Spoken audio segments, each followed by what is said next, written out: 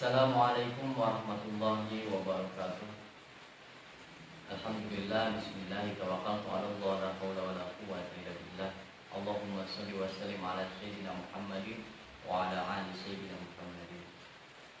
Alhamdulillah, pada kesempatan sore hari ini saya berjumpa lagi menyapa seluruh semuanya yang ada di mana-mana, yang alhamdulillah mudah-mudahan semuanya tetap dalam lindungan Allah, apapun hajatnya dikabulkan oleh Allah, berkah dalam usahanya, berkah dalam perjalanannya, semua apapun kehidupannya dijadikan sebuah amaliyah untuk bekal kita nanti di akhirat. Amin ya Allah ya rabbal alamin.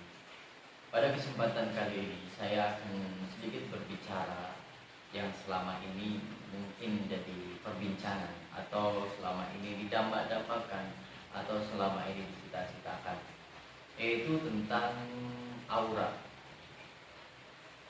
Mungkin udah ada salah satu yang paham tentang pembahasan aura, atau ada yang bisa melihat aura dan lain-lain.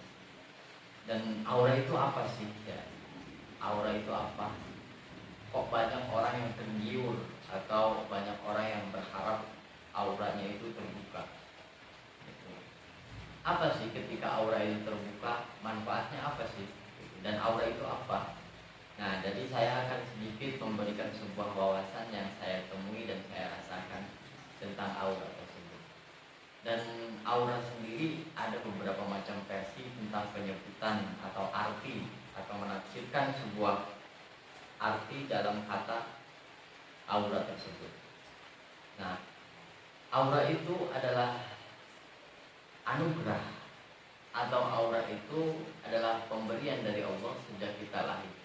Jadi aura itu telah terlahir sejak kita lahir juga. Setiap manusia yang terlahir ke dunia ini mempunyai sebuah aura, baik atau buruk ya. Pada dasarnya manusia itu mempunyai aura, dan aura itu akan berkembang. Aura itu akan berkembang sesuai dengan orang tersebut, sesuai dengan wawasan atau keilmuan perjalanan orang tersebut. Nah, jadi kalau orang dari kecil sampai besar belajar, aura yang dia miliki akan berkembang berdampingan dengan manusianya itu, dengan kemajuan yang ada pada diri manusia tersebut. Nah, itu aura. Jadi aura itu nggak perlu dibuka sebenarnya. Aura itu sudah ada sejak dulu kita dilahirkan. Tapi aura tersebut bisa saja tertutup. Ketika kita sudah mempunyai aura itu yang auranya yang sangat bagus, auranya yang sangat menarik perhatian orang lain. Nah, terkadang aura itu tertutup juga. Nah, mungkin itu yang dimaksud dengan pembukaan aura itu ketika auranya sudah suram, sudah gelap. Jadi harus ada pembukaan aura. Aura sendiri mempunyai sifat tertentu di dalam tubuh manusia. Ya, aura itu adalah pancaran cahaya yang dihasilkan oleh konsumsi emosional kita. Jadi pada dasarnya manusia telah mempunyai aura. Dan aura itu akan berubah-ubah tergantung apa yang sedang dikonsumsi di dalam hatinya. Jadi aura itu bisa berubah karena pertama emosional tinggi, terus aura kita ketutup. Nah, itu bisa jadi ya. Atau aura kita lagi sedih, kita mendapat sebuah musibah lalu kita sedih gitu kan, sedih. Nah, itu kalau posisi lagi sedih, depresi seperti itu, maka makhluk jin masuk akhirnya menutupi aura, atau energi negatif masuk, akhirnya energi positif yang dihasilkan oleh pancaran cahaya hati manusia sendiri hilang atau tertutup begitu. Nah, jadi aura itu percaya gak percaya, tapi ada hasilnya, itu bentuknya ada. Contoh gini ya, ada orang cantik, misalkan perempuan itu cantik, tapi ketika kita mendekati perempuan itu, kok rasanya males, kok rasanya nggak suka, padahal dia cantik loh. Saya seorang laki-laki tapi mendekati perempuan itu yang cantik katanya, tapi saya kok nggak suka gitu. Tapi ada menemukan satu saat ada perempuan itu nggak cantik-cantik amat, jadi ya jelek enggak, cantik enggak, jadi biasa-biasa saja.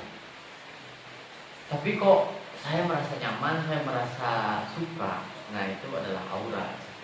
Dan laki-laki pun seperti itu. Ada laki-laki yang ganteng, asep ya. Nah tapi ketika kita deketin kok malas rasanya tuh, kok nggak enak ya deket sama orang itu. Nah itu diakui atau tidak, setiap kita ketemu seseorang itu pasti berbeda-beda rasanya. Ketemu dengan seseorang ini terus ngobrol, nah itu akan ada rasa yang berbeda. Dan pindah lagi ke orang lain, itu pun ada rasa yang berbeda, sama saja begitu. Jadi perganti-gantian orang dengan aura yang berbeda, dengan suasana hati yang berbeda, maka akan berbeda juga rasanya begitu. Nah jadi konteksnya itu di dalam perasaan, jadi aura itu gitu. Jadi kok orang itu biasa saja, tapi nggak tahu di mana, susah dijelaskan ya, karena ini di luar nalar. Kelihatannya kok menarik, nah itu adalah aura, gitu. Jadi aura itu ada, dan aura itu bisa dibuka atau enggak, yaitu aura itu bisa dibuka dengan sendirinya maupun dengan orang lain, seperti itu. Karena aura sendiri adalah pancaran cahaya dari dalam hati, itu aura. Dan itu sudah tercipta dari sejak kecil, dan itu mungkin ketutup ya, aura itu ketutup sama hal-hal yang tidak disukai. Aura bisa tertutup dengan beberapa perkara, yaitu bisa dengan gangguan gaib atau jin, dan aura bisa tertutup dengan konsumsi hati kita yang tidak pas dengan aura kita. Contoh, kita benci kepada seseorang ya, contoh kita dendam kepada seseorang, itu akan menimbulkan aura yang tidak baik. Terus pokoknya konsumsi hati emosional yang sangat tinggi itu bisa jadi aura kita tertutup. Jadi pantas saja, bukan dosa-dosa kita ditutupi oleh Allah, namun dosa kita itu terlihat dari pancaran cahaya. Ternyata ini keagungan Allah ya, meski Allah ternyata tidak menutupi dosa ya, tapi Allah itu mencatat, dan Allah itu dosa-dosa kita tetap ada, yaitu dibuktikan dengan sebuah cahaya-cahaya gitu kan. Jadi kalau kaum dulu itu kalau mempunyai dosa langsung tuh ajab Allah turun, tapi kalau umatnya Nabi Muhammad tidak, dosanya ditutupi oleh Allah, jadi ditutup aib-aibnya. Namun itu pun dirasa ya, orang yang bisa melihat aura, jadi itu bisa melihat pancaran cahayanya, bisa tahu oh ini orang lagi benci, oh ini orang menyimpan dendam, oh ini orang lagi emosi, ya kan? Nah itu kan tidak baik. Kalau ini orang sombong dan segala macamnya, itu auranya keluar setiap menit, setiap detik berubah-ubah sesuai konsumsi hatinya dan pikirannya, kayak gitu. Jadi untuk membuka aura sendiri ya, kalau banyak versi tentang membuka aura diri kita, banyak versinya. Ada yang melalui pernapasan, teknik pernapasan itu ada, dan ada juga melalui zikir, ada dengan tekniknya, dan ada juga yang melalui zikir-zikir, dan ada juga yang melalui wudhunya ya, Nah itu banyak, dan ada juga yang melalui ini meditasi. Nah meditasi untuk membuka aura kita. Semuanya benar itu ya, kalau istiqomah. Jadi meditasi itu bagus gitu kan, terus zikir itu sangat bagus, terus wudhu, menjaga wudhu sangat bagus, dan ibadah yang lainnya juga sangat bagus. Yang pertama untuk membuka aura kita, yaitu kita istiqomah dulu ya, istiqomah dulu. Jadi amalkan sholawat, istighfar di dalam hati kita setiap saat, atau kita jaga ibadahnya istiqomah, terus setelah sholat kita istighfar sambil dirasain. Kalau jangan cuma di mulut istighfarnya, kalau auranya ingin terbuka. Jadi menjaga wudhu, nah itu adalah tata cara pembukaan aura. Insya Allah insya Allah aura itu akan terbuka dengan sendirinya. Gitu. Karena kok bisa dengan meditasi aura itu terbuka? Ya tentu bisa, karena ketika kita bermeditasi atau tafakur ya.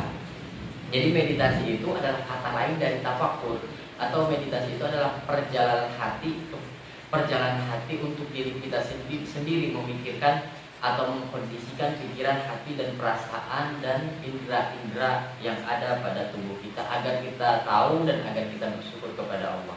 Nah, ketika kita bermeditasi atau melakukan perjalanan hati dengan zikrullah, maka di situ akan terlihat aura negatif keluar dan positif itu masuk. Nah, jadi paling cepatnya ini bermeditasi sebenarnya, itu paling cepatnya.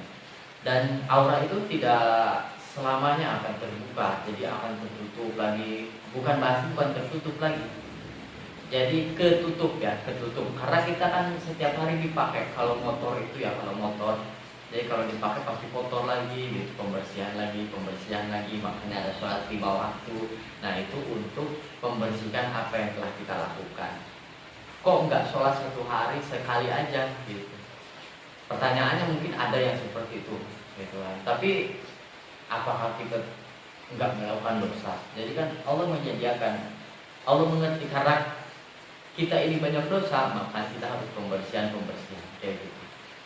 Nah itu pembukaan aura. Dan terus dengan berwudu. Nah berwudu juga sangat berpengaruh kepada aura kita. Nah biasanya orang yang mempunyai kodam, nah itu auranya juga terasa tuh. Auranya terasa. Terus wah ini orang punya kodam nih, auranya udah kerasa, getarannya tuh ada gitu. Jadi apapun itu aktivitas kita bisa saja bergelut dengan hal aura ini ya, hal aura. Jadi kita akan menemui seseorang, pasti kita tuh beradu kewibawaan kita atau aura kita ya, adu. Nah sama orang tersebut kita kuat-kuatan gitu, Jadi ada orang yang ketemu seseorang kok auranya besar, energinya tuh sangat besar, jadi kita tuh agak tunduk sedikit gitu. Nah itu sering terjadi seperti itu. Dan ada juga yang memang pantulan energinya itu rendah dan ada yang tinggi. Ya tergantung orang yang tersebut konsumsi hatinya seperti apa. Tapi pada dasarnya Allah ada yang Allah titipkan kehebatan atau kelebihan pada diri manusia tentang aura ini. Jadi ada Allah menurunkan aura kepada jasad seseorang atau tubuh seseorang dengan sangat luar biasa. Misalkan manusia pilihan, auranya sudah beda dari kecil sampai dewasa, itu sudah beda. Karena Allah menurunkan sebuah aura yang lebih dari manusia yang lain kepada orang tersebut. Akhirnya orang itu menjadi perhatian semua orang. Orang itu menjadi pusat perhatian semuanya yang ada di lingkungannya. Dan pada kesempatan kali ini tentang aura itu, tadi efeknya seperti itu. Ketika kita melihat orang yang cantik tapi kita nggak suka, terus kita melihat orang yang biasa-biasa saja tapi kok kita senang di dekatnya. Dan itu pun kepada laki-laki pun seperti itu. Jadi itu juga ngefek kepada wibawa kita. Nah wibawa kita itu tercipta juga tuh dari aura kita atau jiwa kita. Nah jiwa kita kalau pengen wibawanya besar, maka di situ harus agak gimana ya. Jadi ketika kita sudah terbuka auratnya, kita jaga ya. Gini. Jadi kalau solusi dari saya, kalau ingin wibawanya tinggi, jadi punya prinsip-prinsip hidup dan itu dijaga istiqomah. Insya Allah itu. Insya Allah kalau prinsip diri ini dijaga, maka akan wibawanya kelihatan. Jadi kalau bahasanya simaknya besar kayak gitu. Jadi pembahasan aura jarang ada orang yang menafsirkan sama, karena penafsirannya berbeda-beda, penemuannya berbeda-beda, akhirnya menghasilkan penafsiran yang berbeda-beda juga. Jadi apapun itu mungkin ada kesamaannya dari yang lainnya pun gitu. Tapi ini yang saya temukan itu seperti ini. Saya sering beradu aura dan segala macamnya itu ketika kita bertemu dengan seseorang atau kita bertemu dengan orang yang dipercayai. Ketika kita bertemu dengan siapapun itu, maka di situ kita harap membaca sholawat, karena sholawat itu untuk aura juga bisa ya. Jadi jangan mikirnya jangan hanya di mulut, tapi dirasakan dalam hati. Itu dengan meditasi, dengan apapun itu. Jadi intinya ingin aura terbuka, yaitu melakukan hal-hal yang baik. Itu. Nah, terus ada juga dilarang ya, kalau ingin aura tidak tertutup, dilarang meminum atau makan makanan yang haram. Ya, contohnya kita mabok, terus makan yang tidak dihalalkan oleh Allah, maka di situ auranya tertutup. Gitu. Karena makhluk jin itu akan ikut tuh sama barang yang halal terus masuk ke dalam tubuh kita, dikonsumsi jadi daging, jadi kulit, dan jadi tulang. Ya, itu akan terus menyatu itu, dan itu adalah pintu untuk jin masuk kepada tubuh kita. Jadi itu bisa menutupi aura kita. Terus orang yang ketempelan itu bisa jadi auranya tertutup, gelisah. Orang yang sering bingung, orang yang sering gelisah, orang yang sering stres, depresi atas masalahnya, terus orang yang baperan tuh. Kalau disebut seseorang tuh disinggung sedikit pun langsung marah, langsung ini itu melakukan hal yang tidak jelas, atau disinggung orang langsung update status dan lain-lain. Nah itu pun auranya cepat berubah-ubah dan cepat tertutup. Ya, maka dari itu kita harus menjaga kita sendiri, tubuh kita sendiri, aura kita sendiri, jiwa kita sendiri, pikiran, hati, dan perasaan dengan zikrullah atau dengan ibadah yang lainnya. Mungkin itu saja yang bisa saya sampaikan. Mudah-mudahan bermanfaat bagi siapapun yang mendengarkan dan menonton video ini dimanapun Anda berada. Mudah-mudahan tetap dalam naungan kasih sayangnya Allah. Dari saya mohon maaf kalau ada benarnya itu datang dari Allah, kalau ada salahnya itu datang dari saya pribadi. Assalamualaikum warahmatullahi wabarakatuh.